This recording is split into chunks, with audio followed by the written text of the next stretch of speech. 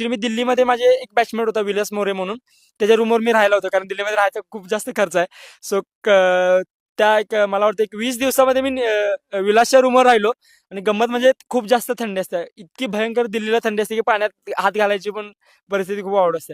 So त्या रूममध्ये मला ऍक्च्युली त्या मुलांनी 20 दिवस मी होतो ना, तर ऍक्च्युली मी जेवलेलं माझं स्वतःचं ताट पण नाही धुऊ दिलं. म्हणजे सुमित स्वामी म्हणा किंवा तेजस वगैरे होतं, विलास वगैरे होते, त्यांनी मला स्वतःचं ताट पण त्यांनीच धुतलं का आजारी वगैरे पडला तर काय करायचं म्हणून. सो ते एक होतं. सो त्यांची एक मला खूप हेल्प झाली. मग आम्ही तिघेजण काय करायचो म्हणजे आम्ही चौघजण टोटल, की माझा मॉक देऊन आलं तर मॉक लावून बसायचो. ते त्यांचा अभ्यास सोडून माझा मॉक लावायचे. भाई साल्या तू इथं असं बोललास बघ, असं बोलायला नाही पाहिजे होतास. हा हे खूप जरा चांगलं बोललास. मी काय करायचं की काही वेळा असं बोलताना असं पुढे वाकून बसायचं खुर्चीमध्ये. मग ते मॉक मध्ये दिसून यायचं ना व्हिडिओ रेकॉर्डिंग असल्यामुळे. मग ते मला सांगायचे की असं बसू नकोस. मी बोलताना सारखं सर सर सर म्हणायचो. सो ते मला सांगायचे सारखं सारखं सर म्हणू नकोस, ते कसलं ते घाण दिसतंय बघायला. सो मग ते असं होतं की मग ते काय ना आपल्या चुका आपल्याला